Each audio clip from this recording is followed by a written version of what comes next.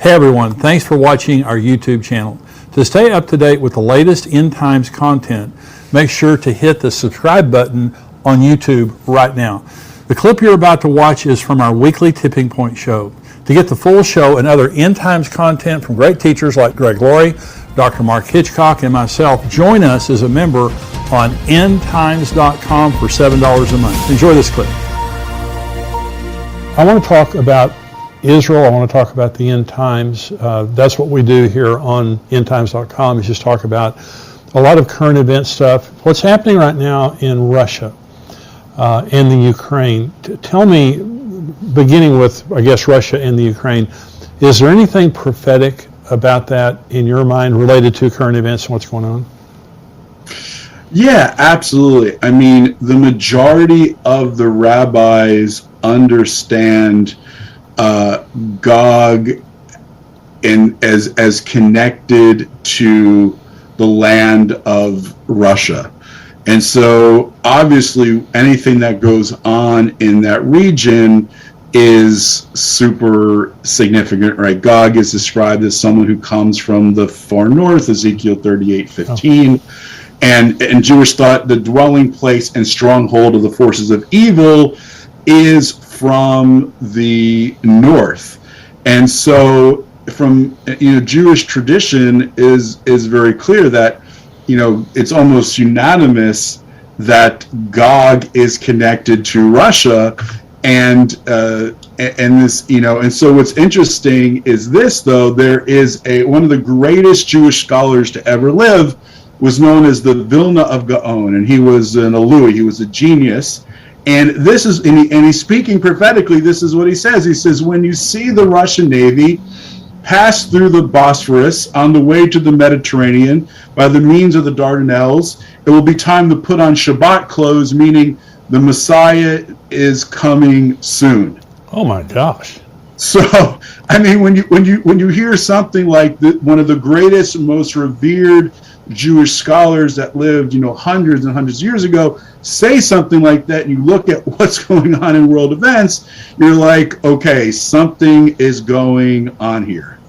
Well, the Gog is interesting. You said that. I preached a message last weekend at Fellowship Church. We go here in Grapevine, Texas, and I was talking about, is Vladimir Putin Gog? And some of my friends, like Dr. Mark Hitchcock, he says he's Gog-esque. You can't definitively say he's Gog. However, my comment during my message was, if you ask me to, if Ezekiel 38 is a now prophecy, Vladimir Putin is Gog. I mean, because Gog is a person, Magog is a land, the other places are regions. The nations of Ezekiel 38 are places where he has control, the other nations listed there. But I really appreciate you saying that in the Jewish mind, Gog is Russia, because you have a lot of Western theologians who argue with that, and they'll say Gog has nothing to do with Russia. Gog is this, whatever.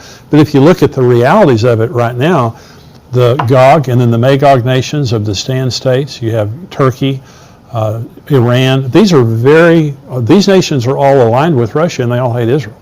So yeah, and there's this old tradition, Jewish understanding that Meshech and Tubal were in Russia, somewhere located in Russia. And there was this Rabbi Ibn Shaprut, who said, he wrote a letter to this group of this nation called the Khazaria, and there's this whole nation that converted in what's now Russia or Eastern Europe to believe converted to Judaism.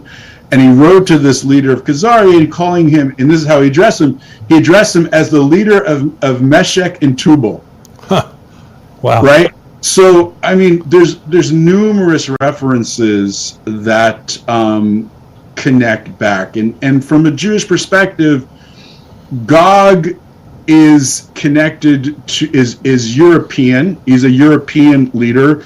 He's a descendant of Armilius, which is connected to Romulus, which is the founder of Rome, which is the fourth kingdom. I don't know if we want to, of Daniel's beasts, if we want to go into all there.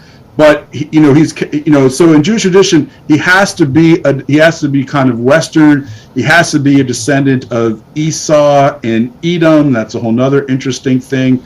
All the end time, all the 10 horns and the 11th horn mentioned in Daniel are all descendants of Edom and Esau. And Magog, on the other hand, is seen as a nation that's descended from Japheth, one of the descendants of Noah. So you have someone from Esau, Edom, which represents the West in Jewish thought, ruling over a land that's primarily of Japheth. And is that what you see today with Gog, Magog, all the nations there? Yeah. And again, Persia would be one of those nations that are the descendants of Japheth, right? So it's no surprise that in this end, you kind of see this kind of, you kind of see this going on. You actually see it in the book of Esther, which just passed, right? So you have Haman, who is a descendant of Esau and a descendant of Amalek, being a key ruler in Persia, and Persia is a descendant of Japheth, right? So you have someone who is an outsider coming in, wow, stirring it up to destroy the Jewish people. This is exactly the picture of what's going to happen in the end. And Ezekiel mentions Persia as being one of the nations that are going to come in the battle of Gog and Magog to destroy.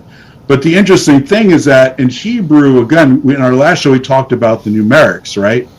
So the interesting thing is that in Hebrew, Gog and Magog, Gogu Magog, has a numerical value of 70.